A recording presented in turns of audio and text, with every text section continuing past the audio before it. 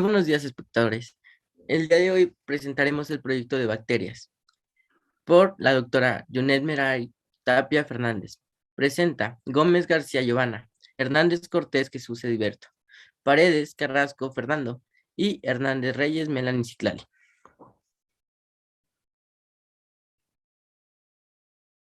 Ok, las bacterias.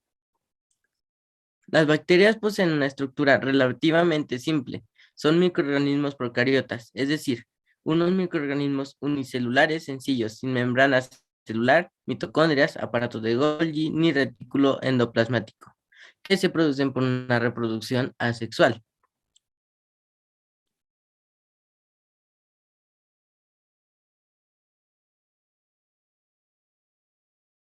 La pared celular que rodea a las bacterias es compleja y existen dos formas básicas: una pared celular gram positiva con una gruesa capa de péptidoglucano y una pared celular gram positiva con una gruesa capa de péptidoglucano, así como una membrana externa.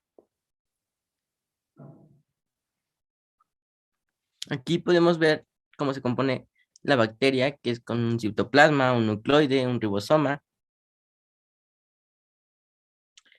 La pared celular gram positiva se caracteriza por la presencia de una capa de péptidoglucano muy gruesa, que es responsable de la tintición de los tintes violetas durante la tintición de Gram.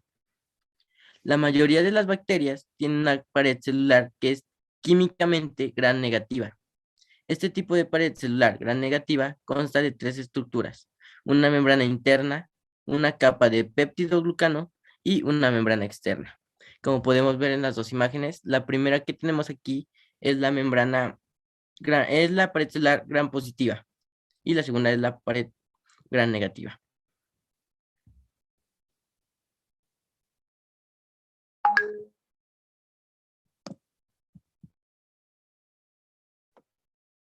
Estos microorganismos unicelulares denominados bacterias se dividen en tres de acuerdo a su morfología.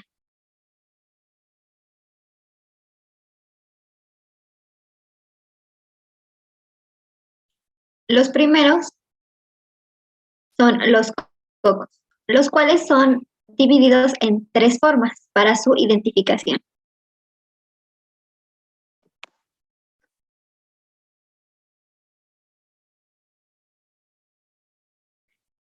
Su forma de estos cocos puede ser ovoide, redondeados, que es una forma esférica, lanceolados, que uno de sus extremos es puntiagudo, y reniforme, uno de sus lados es plano.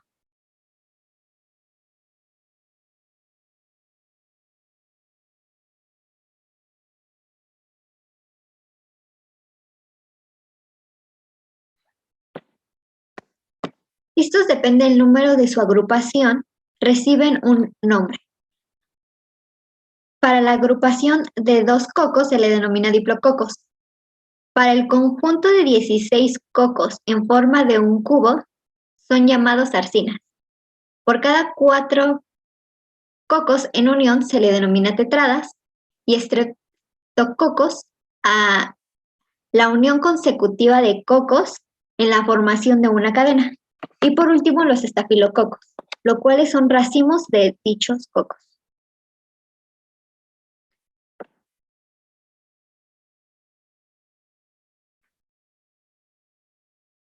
En este video se puede observar dos de ellos microscópicamente. Podemos encontrar lo que son los diplococos, que es la unión de dos cocos, y los estreptococos, que es la unión consecutiva de cocos en formación de una cadena. Al igual que los bacilos, los cuales es la segunda división de la morfología bacteriana.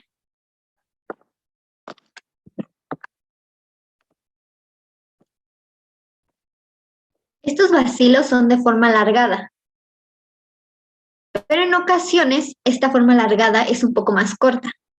Al cambio de tamaño también se le da un cambio de nombre, por lo tanto a los bacilos de larga longitud y los de corta longitud se les cambia al nombre de cocobacilos.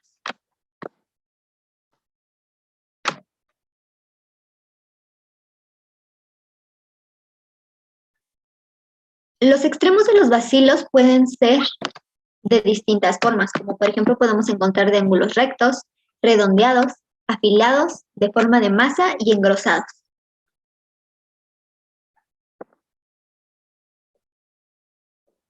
Al igual que los cocos, los bacilos se denominan de acuerdo al número de agrupaciones. Al tener 2 bacilos se les denomina diplobacilos. A los streptobacilos es la unión consecutiva de bacilos en la formación de una cadena, y por último los empalizadas, las cuales es la unión de bacilos una sobre otra, los cuales son unos grupos irregulares. Y por último, la tercera división de la morfología bacteriana son los incurvados.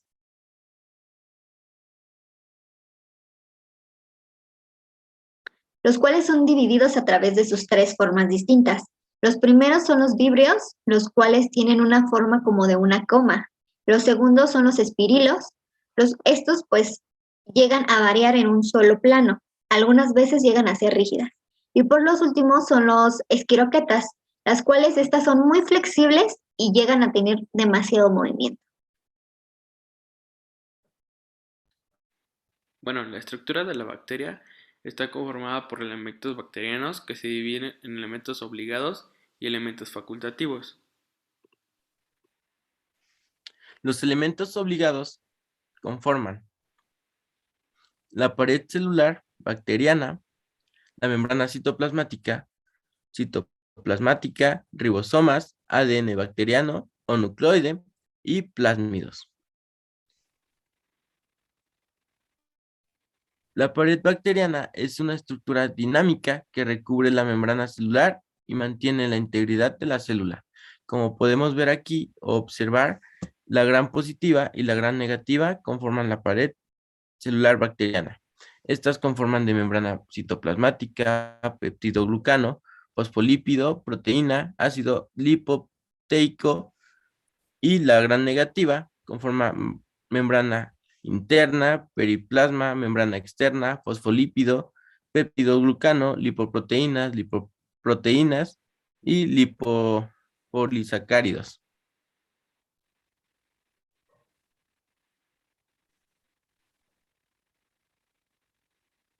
La membrana plasmática se encuentra en La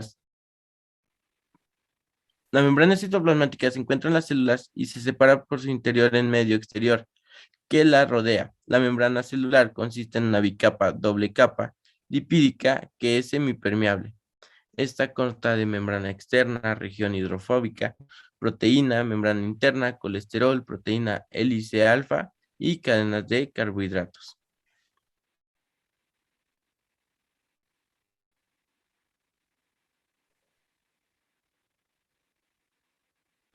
El citoplasma es una partícula celular hecha de ARN y proteína que sirve como el sitio para la síntesis de proteínas en la célula.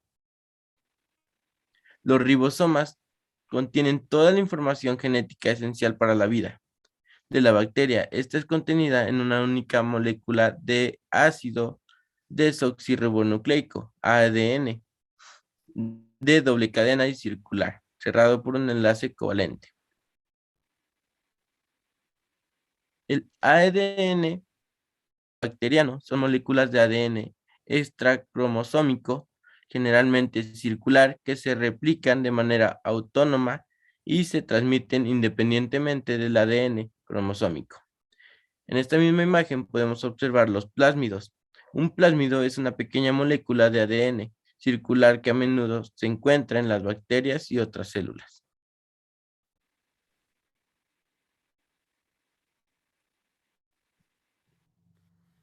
Bueno, a continuación los elementos facultativos que están conformadas por la cápsula, flagelos, fibrillas o poli, esporos y glicocálidos. Bueno, principalmente la cápsula, esta sirve a las bacterias como cubierta protectora resistiendo a la fagocitosis. También se utiliza como depósito de alimentos y como lugar de eliminación a sustancias de desechos. Bueno, los flagelos, esta estructura es helicoidal, que se comporta como órgano locomotor y está formado por flagelina y cada flagelo gira como un hélice.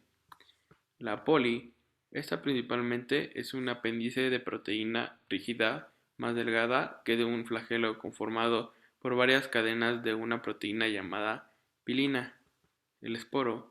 Este principalmente participa en la reproducción. La glicocáliz es una delgada capa interna compuesta por polisacáridos que facilitan la adherencia de la bacteria.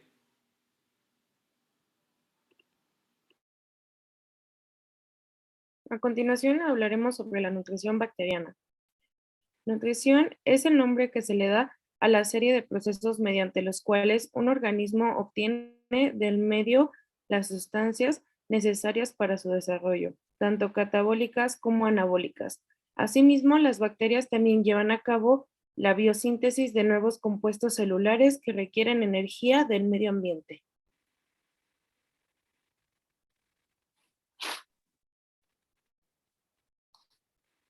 Depende de la forma en que las bacterias obtienen su energía, estas se clasifican en quimiótrofas y fotótrofas. Las quimiótrofas son aquellas que obtienen la energía a través de todas esas sustancias orgánicas, mientras que las fotótrofas obtienen la energía de la luz.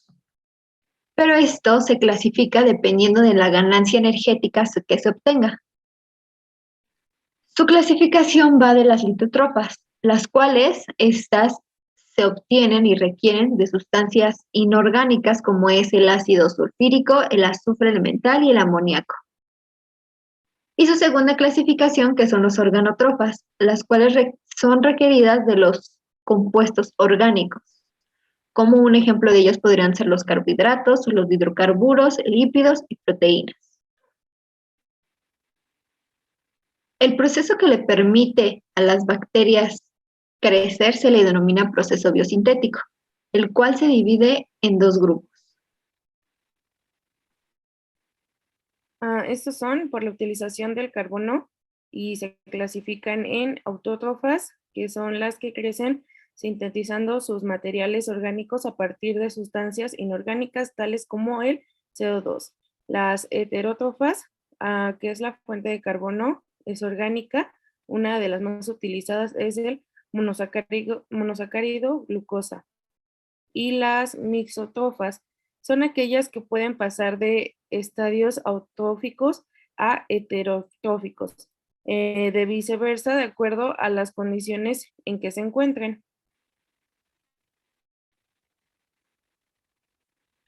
Su segunda agrupación es acerca de los requerimientos nutricionales que obtienen las bacterias, los cuales se clasifican en dos, que son las autótrofas y los protótrofas. Las autótrofas, estas son un poco más exigentes en su comportamiento, las cuales también requieren lo que es el exógeno. Estas generalmente son a través de una mutación genética. Las protótrofas, a diferencia de las autótrofas, estas no son para nada exigentes en su comportamiento y se autoabastecen ellas mismas. Hablaremos ahora del metabolismo bacteriano. El metabolismo bacteriano se define como el conjunto de procesos por los cuales un microorganismo obtiene la energía y los nutrientes que necesita para vivir y reproducirse. Los microorganismos utilizan numerosos tipos de estrategias metabólicas distintas y las especies pueden a menudo distinguirse en base a estas estrategias. Bajo este nombre se distinguen las reacciones químicas llevadas a cabo por los seres vivos con la finalidad de asimilar nutrientes. Para ello, degradan compuestos orgánicos complejos en otros más sencillos y obtienen energía que posteriormente utilizan en procesos de biosíntesis. Las fases del catabolismo bacteriano se dividen en cuatro, que son la quimiotaxis, la digestión, la absorción y preparación. Quimiotaxis. El quimiotaxismo es un tipo de fenómeno en el cual algunas bacterias móviles dirigen sus movimientos de acuerdo con la concentración de ciertas sustancias químicas en su medio ambiente. La quimiotaxis también permite a las bacterias encontrar alimento, nadando hacia la mayor concentración de moléculas alimentarias, como la glucosa, o alejarse de venenos, como el fungo de digestión. Casi todos los nutrientes necesarios para el desarrollo de las bacterias se encuentran en su entorno en forma macromoléculas gracias a una serie de enzimas vertidas al exterior. Pueden ser vencidas a compuestos más simples que ya son asimilables.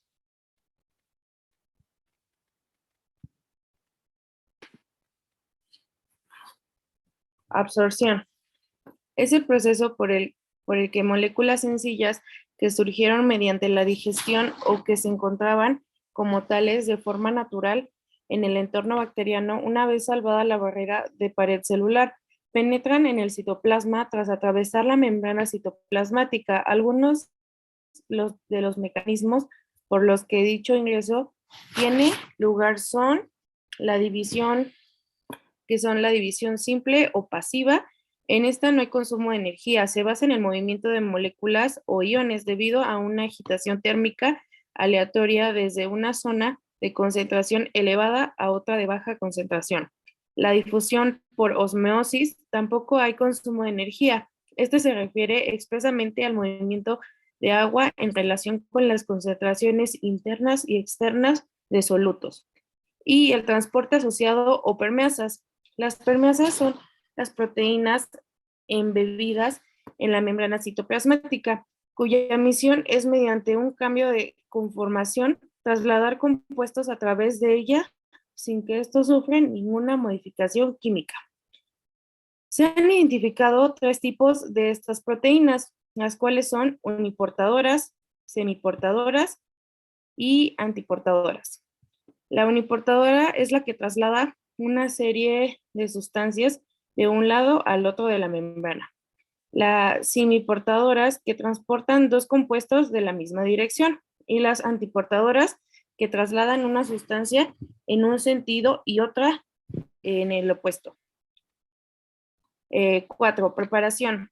Las sustancias que ingresan en la etapa anterior, ya sean simples o algo complejas, experimentan una serie de reacciones catalizadas por endoenzimas hasta llegar a productos sobre los que tiene lugar una oxidación biológica. La oxidación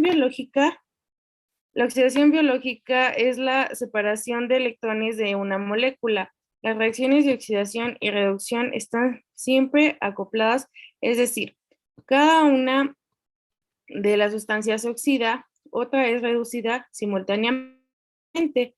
Es el acoplamiento de estas reacciones, se conoce como ácido-reducción. El anabolismo representa aquellas reacciones que une aprovechando los productos intermedios y la energía procedente del catabolismo. Tienen por objeto la síntesis de materiales constituidos de las bacterias, así como otros que pueden eliminarse al exterior. Y el anabolismo bacteriano comporta reacciones de síntesis de constituyentes bacterianos, elementos funcionales, patógenos, ecológicos y beneficios para el hospedador.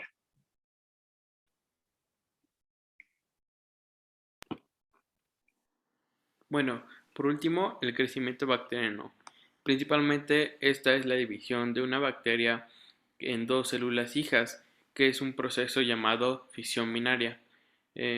Principalmente el cual el resultado son dos células hijas con dos mismas cantidades y igual de tipo de información genética.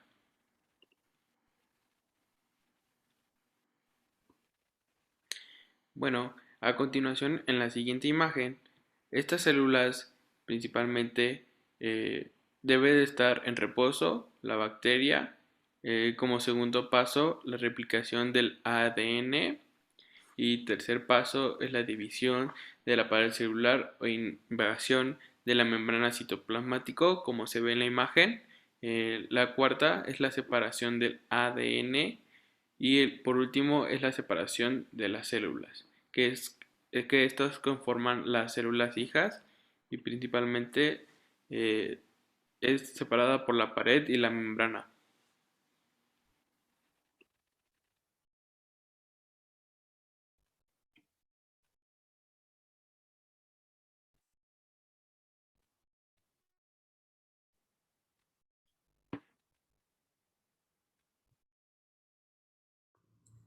Bueno, eso es todo por nuestra parte y le agradecemos por su atención prestada.